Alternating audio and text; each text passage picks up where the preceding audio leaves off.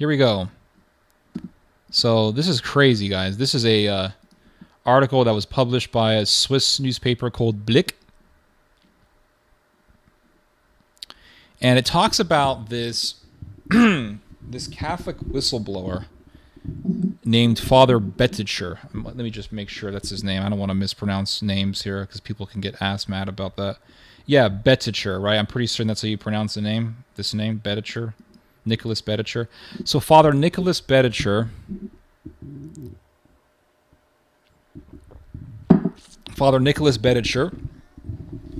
is a whistleblower, supposedly a whistleblower, and he informed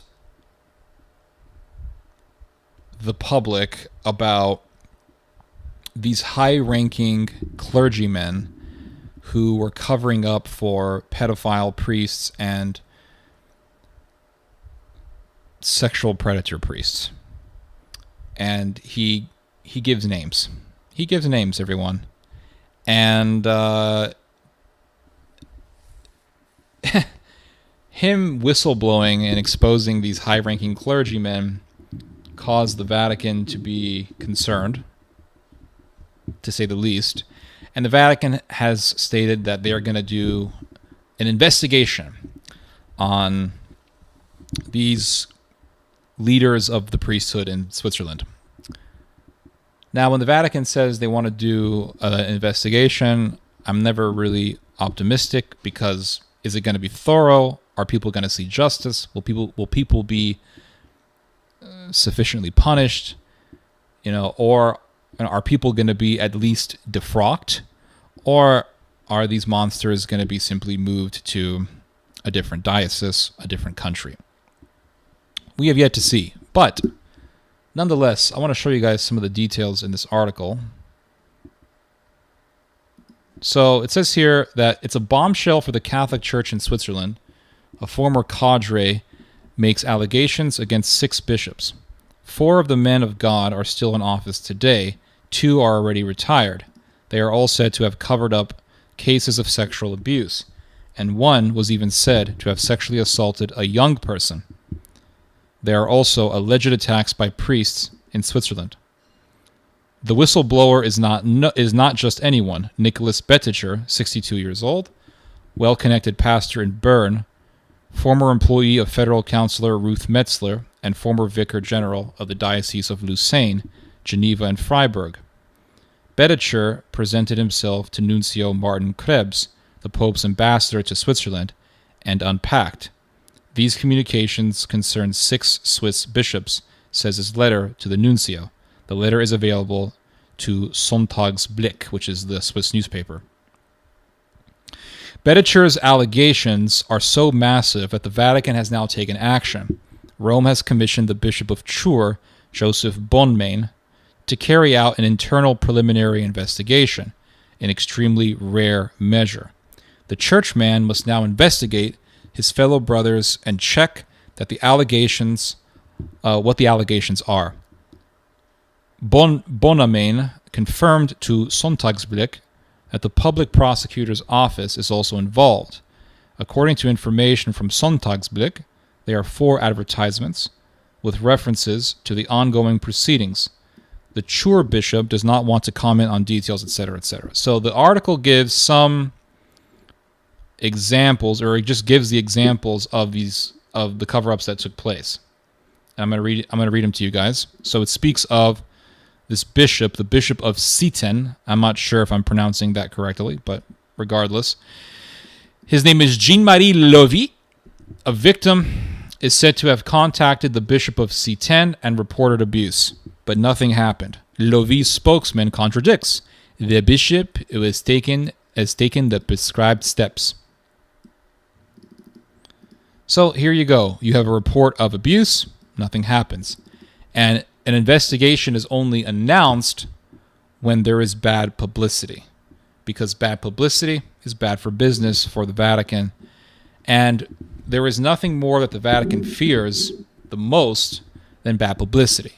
So if you make a complaint to the church and the word doesn't go out, there's a very good chance the church won't do anything. But if you bring it to the public, the church will at least pretend to be concerned about it. And I myself experienced this firsthand when I was dealing with a sexual predator by the name of Robert L. Kinsel. Robert L. Kinsel was a sexual predator who preyed upon me, but he also tried to protect another pedophile from the law, another predator from the law. This predator was a pedophile priest by the name of Robert Herdlicka. Robert Herdlicka was found guilty of child molestation and sentenced to prison. Kinsel went to the authorities and begged the authorities not to place Herdlicka into prison, but to instead allow him to be placed in a Catholic rehab center, which is basically a resort for perverts. I went to the Diocese of Austin and I tried to call up. Initially, I actually tried to work with the Monsignor in Father Kinsel's church, and I tried to talk to him about this.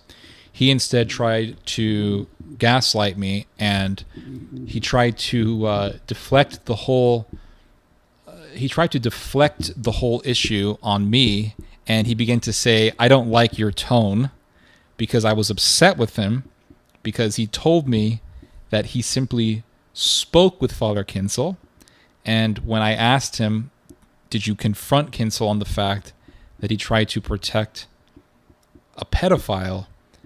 he said in a very vicious tone, "I didn't even bring it up." This is what this Monsignor told me. This Monsignor's name, by the way, is Monsignor Don Sawyer. You can look him up. He is in the he is in the Austin Diocese. And I said to him, "You are a Monsignor. You're supposed to be a shepherd protecting the flock from the wolves. Why wouldn't you even confront him on this? Why couldn't you at least confront this guy about this?" And he said, "I don't like your tone." So then he tries to gaslight me and make it about my tone as opposed to the topic, the serious, grave matter that I'm bringing up. And he eventually just hung up the phone on me. So I called up the Diocese of Austin and I told them, and of course they didn't pick up the phone when I called them, but I told the Diocese of Austin in a voice message, "I have a big blog and I have a big mouth, and if you don't do anything, I'm going to expose all of you guys." And the Diocese of Austin called me up about 35 minutes later. And they pretended to be concerned, and they told me that they were going to do an investigation on the matter, and nothing happened. The only thing that did occur was the bishop having a talk with Father Kinsel, and that was it. It was like, "Oh, Father Kinsel, you've been a naughty boy, behave yourself," and that was that. So the whole thing was a bunch of bullshit. And when I read this story saying there was a reported abuse but nothing happened, this really resonates with me because I've seen this firsthand. The Bishop of Lucerne, Geneva, and Freiburg, Charles Murad, is said to have learned of a case of abuse in 2011. I shared this important information with him in November 2011, writes Bedicher, in his letter to the Pope's ambassador. Nevertheless, Murad later promoted the priest. It was not until 2020 when Tages Anzeiger and Rundschau, and I'm guessing these are both publications, revealed details of the abuse that Murad suspended the priest. So there's some things that I want to talk about in regards to this paragraph here. And that is, one, the case of abuse was reported in 2011. Well, that was in the last decade. So this is recent. A lot of Catholics like to make this argument that the whole sexual abuse scandal is really just a bunch of cases that took place in the 60s and 70s and in the 80s, and then there was this explosion of cases that were reported in the 90s, and that's really all there is, right? It's like all these stories happened in the 60s and 70s, and then they just became public in the 90s and in the early 2000s and all that stuff. And that's just a bunch of bullshit. It's still going on. And the reason why it's still going on is because of this cancer that is entrenched in the body of the church. This cancer of, I don't give a shit until there's bad publicity. You see what I'm saying? Because the report was made in 2011. Now, I dealt with Kinsel. Kinsel was preying on me in 2013. That's in the 20 teens, my friends. That's recent. And then I knew another priest, Father Christopher Phillips. He was covering up for a pedophile. And that pedophile was participating in Mass every Sunday. His name was Deacon Orr. And I know this for certain because I went to that church for months. And every time I went there, I saw Deacon Orr and I saw Christopher Phillips. Only to later find out that Christopher Phillips was getting reports from congregants that Orr was a pedophile, and parents were fearing for their children because Orr was one of the teachers at the private Catholic school that the church was running. And Christopher Phillips didn't give a shit. Father, I want to say father, and I want to emphasize on that word because we're talking about priests here, not some guy in the public education system. Father Christopher Phillips didn't give a damn, and he covered up for the priest, and he protected him from justice. And he didn't report it to the authorities. He didn't do shit. And Deacon Orr was this pedophile who was walking around the church, participating in Mass for years. And the diocese eventually told the public about this back in 2019. This is a recent story. That's a recent event of a cover-up. That's a recent example of a cover-up. So this is still ongoing. This problem has not been solved. And there was a case in 2017 of a priest sexually assaulting a young man. Sexually assaulting a man who was psychologically vulnerable. And there was a case in 2014 of a priest inviting a young man to a cafe with the intention of sexually preying upon him. And I know this because I was that young man. 2014, Father Michael Yarbrough invited me to his office. And I knew that was a trap because I read about Monsignor Michael Yarbrough, and I found out that he had invited a young man to his office, and he sexually assaulted that young man. And what's amazing, and the young man's name is Hector Escalante, say his name.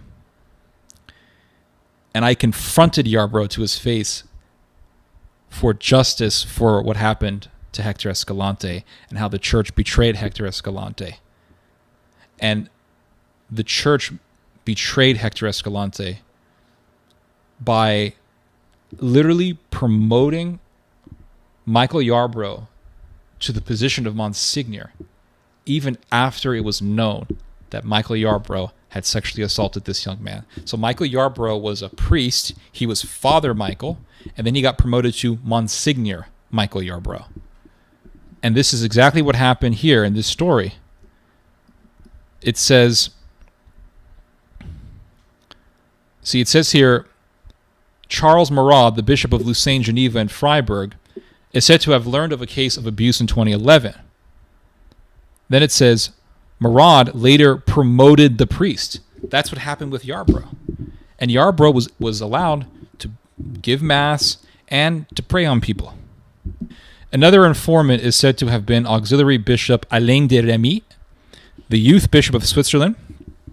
De Remy and the perpetrator previously owned a chalet together in Valais, where the attack took place.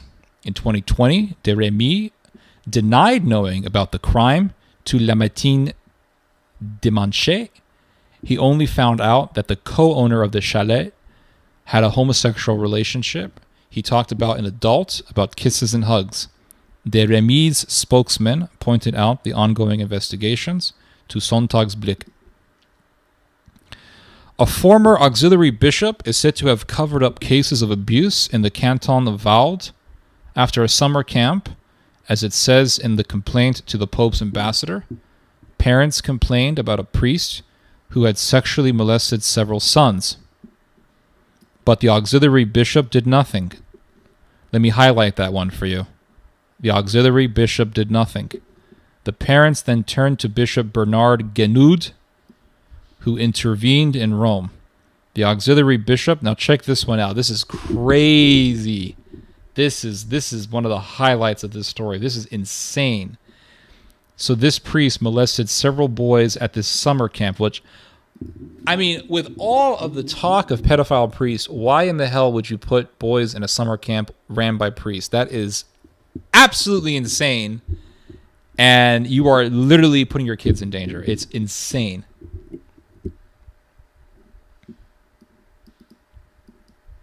The kids mess it up. Okay.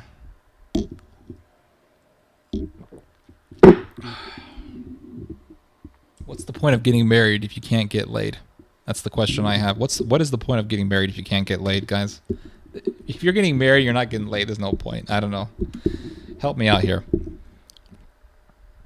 A former auxiliary bishop. Check this one out. So he molested several boys in the summer camp. The parents then turned to Bishop Bernard Genud. This is the universal story of the Catholic Church, right? Parents complain, nothing happens. The auxiliary bishop was removed. Okay, hold on. Yeah. So the pedophile bishop, the auxiliary bishop, was removed from Lucerne and appointed bishop of Reykjavik. So let me get this straight. You molest a bunch of boys, and then the parents complain, and instead of just taking this piece of garbage to the authorities, so that justice can be imposed, you send him off to Iceland, where he becomes the bishop of Reykjavik, which is like the biggest city in Iceland. So the pedophile gets rewarded. So in the Catholic world, right? So, and don't give me this bullshit. Well, they're trying to reform and blah blah blah blah blah. Yeah, all the talk about reform is just there to prevent. It's all just there because they want to prevent people from making bad publicity against the church. So the church says, "Oh, we're trying our best," blah blah blah blah blah, and reforms are being made. And they want to make it seem like they're stopping pedophilia from happening. But really, without the pressure, imagine if there was no pressure, right? Imagine if there was no pressure applied to the institution of the church, what would happen? It would just be a playground for pedophiles and pederasts. That's what it would be. And literally, this story proves this. This is just one example that proves this.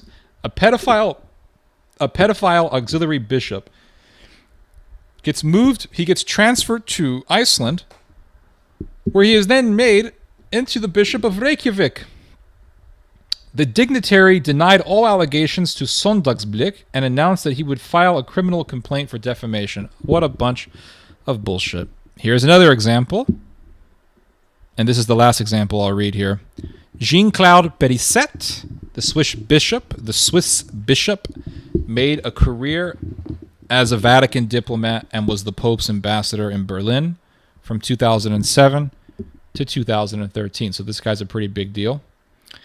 Périsset is said to have learned of sexual abuse by Capuchin Joël Alaz at the end of the 1980s.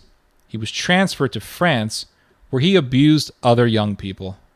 This is the typical Catholic situation. Périsset tells Sondagsblad that as an official at the time, he did not cover up anything. The superior of the order responsible for the Capuchins took responsibility. Church law was different back then. Really. And this is the Pharisaical mentality that dominates the Catholic Church. This is the cancer that dominates the Catholic Church. It's the worship of the letter of the law, but the rejection of the spirit of the law. So the Pharisees, as Jesus tells us, the Pharisees, Jesus told them, you worship the letter of the law. You love using technicalities, but you reject the spirit of the law. And the spirit of the law is what? Justice and mercy. Justice and mercy. And when you read these stories of pedophile priests getting transferred, a pedophile auxiliary bishop getting moved to Iceland and being promoted to the bishop of Reykjavik, when you look at these stories, think deeply about this and ask yourself, Do you see justice and mercy? Do you see the spirit of the law being done? Or do you see people using canon law, Pharisaical canon law, as a way to find loopholes to make excuses? Well, canon law was different back then. It doesn't matter. Whatever happened to justice and mercy? Whatever happened to justice and mercy? What happened to that? You spit upon justice and mercy.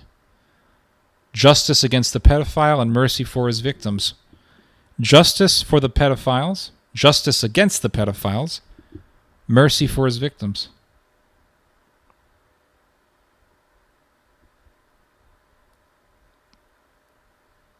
So there you have it, everybody. There you have it. Yet another example of the Catholic Church just doing its thing.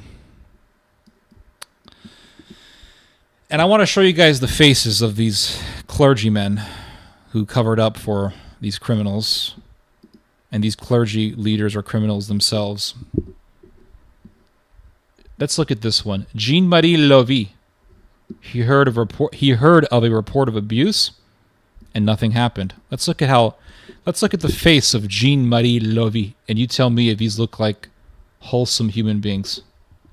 Let's look at their faces, shall we? Let's look at their faces. Look at this guy.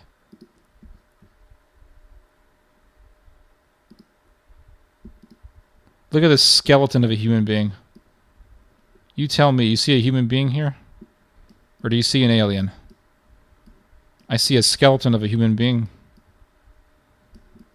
Let's look at that face up close.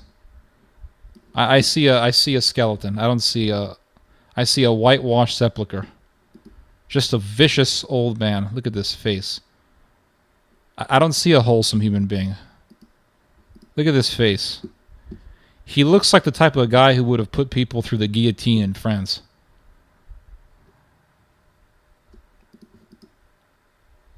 Look at that.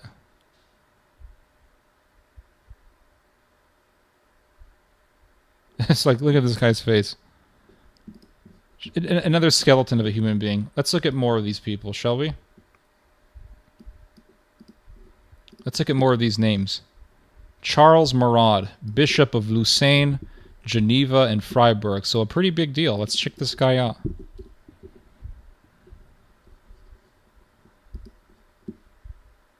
Oh gosh, I hate it when the internet stops working. Why is this internet acting so slow and retarded? Come on, give me a break. He looks like an Italian gangster. Yup. Eyes are dead and empty. Absolutely.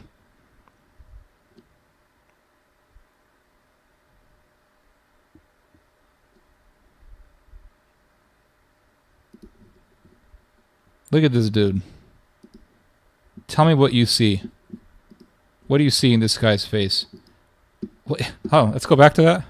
What do you see in this guy's face but a guilty man? It looks like a criminal. He literally looks like a face of a criminal that you would see on a mugshot for a pedophile. Like, take the priestly attire off of him. Take his priestly garb, his priestly embellishments off of him, and put an orange jumpsuit and make him take a mugshot. What do I see? Not this guy.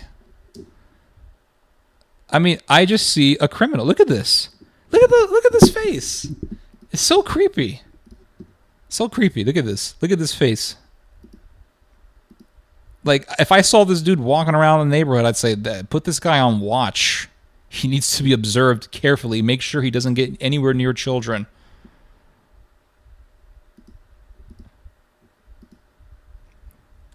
It's like what I told the church when they kicked me out, when I confronted Michael Yarbrough at his church. So awesome.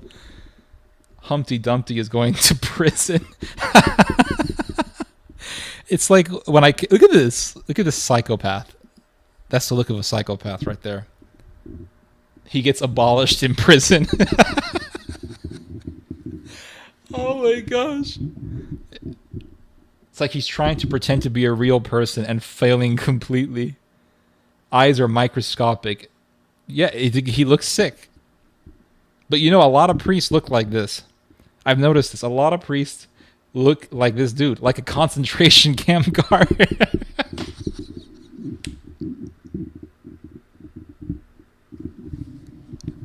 I didn't think about them, but yeah, I agree. I can totally see it. Concentration camp guard. His name is Weimar Hortsteiger. It's like when I got kicked out of that church for confronting the predator priest, Michael Yarbrough. They kicked me out of the church. I should play the video for you guys. They kicked me out of the church, I remember, because they said they were going to call the police on me. So the guy was like, if you don't leave, I'm calling the police. Just following orders. That's the face of that right there. That's the just following orders face. They were threatening to call the police on me. So I left the church, right? And I'm outside, and this usher followed me out to make sure that I was really going to leave. And as I was outside the church, I looked back at the church, and I saw these two young boys with who were dressed. They were Boy Scouts, right? These two young Catholic Boy Scouts, and there were some adults there as well. And I remember saying, watch over your children. I said, young boys. I said, watch yourselves against this priest. He might just prey upon you. Yeah, this guy's a sick bastard. Let's look at some more here. Let's look at some more of these wonderful men of God, these wonderful priests. You know when Catholics tell you, not my priest. Oh, I've had that happen to me numerous times, where these Catholics will say, no, my priest ain't like that. Nah, he a good man. My priest is a good man. My priest is amazing. And then like, this is how their priest looks like. Like, this is the guy. I'm telling you, it never fails. People say, oh, not my, I'll say, there's a lot of priests out there who are sexual predators. Be very careful. And they'll say, oh, not my priest. Oh, really? What's your priest's name? Oh, Father so-and-so. This is Father so-and-so. That's how the priests look like. They look like this guy. And you're just like, how in the hell can you look at this guy and not be suspicious? Reminds me of the movie Doubt. I haven't heard of that film. I will look it up. Is it good? So let's look at some more of these wonderful clergy members. Bishop Alain de Remy. Some of these French names sound oddly Middle Eastern. Like this guy's name, Charles Morad. I mean, it sounds like Morad, like Turkish. Lebanese. Let's look at this here. Alain de Remy. Dude, look at this dude's face and tell me this guy doesn't look scary. Look at this guy. Look at him. You're going to trust your kids around this guy? Look at this face.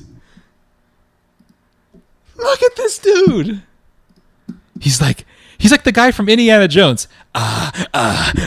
We are not thirsty. Look at this guy. Dude, I swear. Hollywood needs to start hiring these guys to be actors. Like, seriously, Hollywood needs to they need to cast these priests. They need to hire these priests to be in horror movies. They don't even have to act. They don't even need to go to acting school, nothing. Just take them and be like, "Hey, Father so-and-so, do your thing in front of the camera. Just talk. You don't have to act. Just exist. Just breathe in front of the camera. It's enough to scare the whole audience. Just start talking. Oh, and if you start laughing, that's even scarier. Just start laughing in front of the camera. Just start laughing hysterically. This is literally the perfect victim. You don't have the perfect villain. You don't have to hire Gene Hackman. You don't have to hire the guy from the guy who played Shigur, Anthony. What's his name? Javier Bardem or whatever, the guy who played Shigur in No Country for Old Men. Like, you don't have to hire that guy. You don't have to hire the dude from There Will Be Blood. You don't have to hire Jack Nicholson. Just hire this dude. Put the freaking Joker paint on his face and have him play Joker.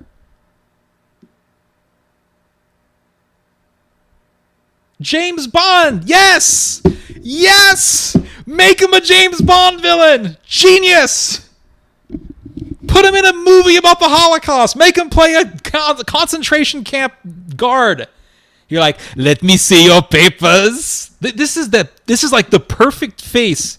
This is the perfect papers, please face. Look at this dude. Let me see your papers now. You have a child. Let me see the child. This is so creepy. Why hire actors anymore? Just go to the Catholic Church. They are plump for hiring for horror movies. Like, see, if I was a casting director, I'd be like, hey, I'm gonna take a flight to Switzerland. I'll be back. I'll be taking a flight to the Vatican, Switzerland, Germany, America. I'm gonna hire me some priests. Why priests? You'll see. Oh, okay. Oh my god. You see this dude walking around a playground? Call the police. Look at this. He needs to be on watch. If you think... Hold on. What did this guy do again?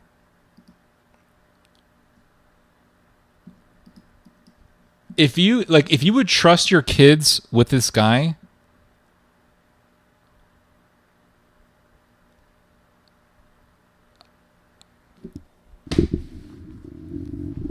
I don't want to say you shouldn't be a parent, but you're very foolish. That's what I would say. If you just look at this dude. Oh, yeah, he's going to be running the summer camp with your children. Word? Really? Okay, let's find some more people here to look at.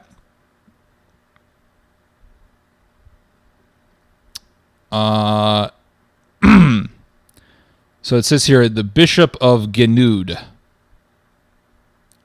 Sorry, Bishop of Gnud. Bishop Bernard of Gnud. Like the Bishop of Gnud that doesn't exist. Let's look at the other wonderful clergy leader, Bernard Gnud. Wait, did I even check this? Wait, where's his Charles Gnud? Where's Bernard Gnud? Is that Bernard Gnud? I guess he died. There's only one video I can find of him. You can't really see much of him. I mean, I can't really look at his face because he has those sunglasses, so we'll skip him. Jean-Claude Petitset. Let's check this dude out.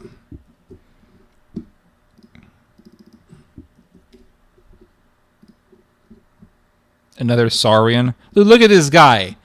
I mean, look at the thumbnail. Look at this dude. Hold on, let's see if I can find his...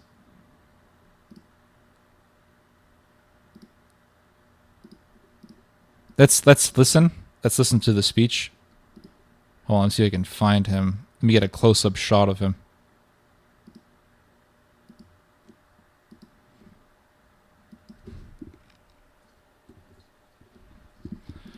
So they're speaking, was it Dutch? Some kind of Germanic language? I don't know.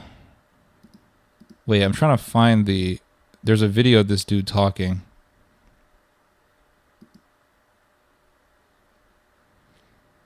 I hear that German language, man. I start getting PTSD, let me tell you.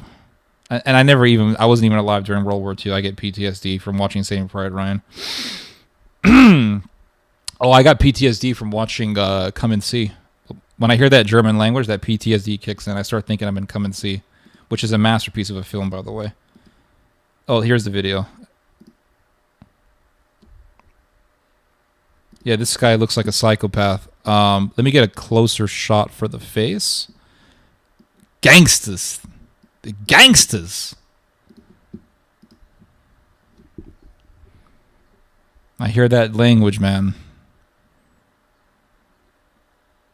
Look at that face. Look at that. Direct! Papers, please. It was always me, and the movie ends. Yeah, exactly. Exactly. This dude, they all look like villains. Dude, these guys, why is Hollywood not tapping into this? This is an untapped resource. The priesthood is an untapped resource for Hollywood. They need to be hiring these guys for horror movies. I would put them in Holocaust movies. I'm like, listen, Father, you're gonna be playing a Nazi, okay? Don't worry, you'll be paid. You'll be paid handsomely for this. I'll make sure you get paid well because I need to make sure damn well that you're gonna be in this movie because you are perfect for the role. Look at that.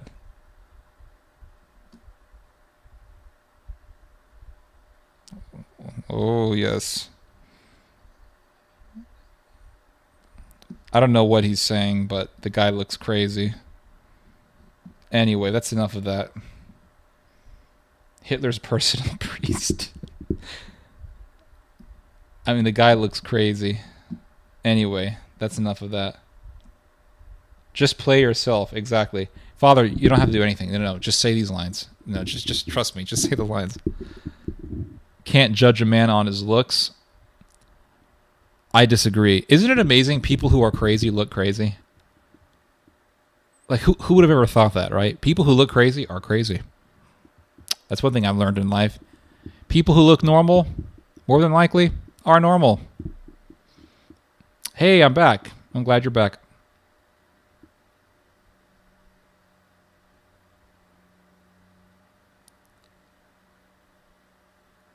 Freddy Krueger, yeah.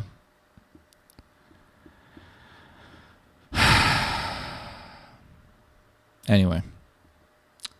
How long have I been streaming? Almost 3 hours.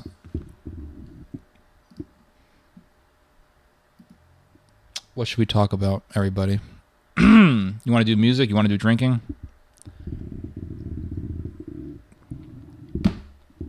I have to drink a little bit of black coffee.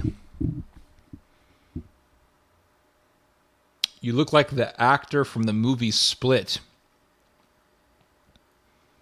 That's a great movie, by the way. It's one of the best horror films I've ever read. Or ever watched. That was a good movie. You may look like the actor, but it doesn't mean you have necessarily the same eyes as the actor. It's really, a lot of it is in the eyes, my friends. What is your thoughts on a lot of Marian apparitions that seem only critical of Russia and not mentioning any of the Nazis? Yeah. Well, you know what? Your question has the answer.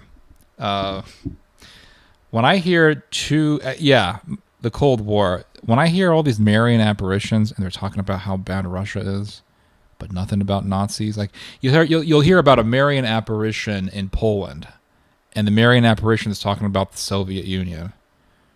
But the Marian, if you look at the time of the Marian apparition, it's around the same time the Ukrainians were butchering Poles like farm animals.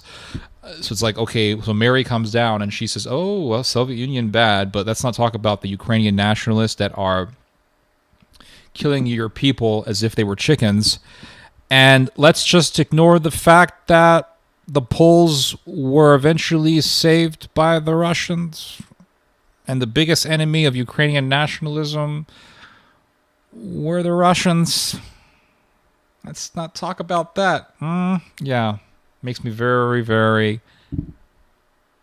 Yeah. Makes me not really want to just jump in to believe it. Automatically. That's what I have to say. Cosa Nostra, yeah.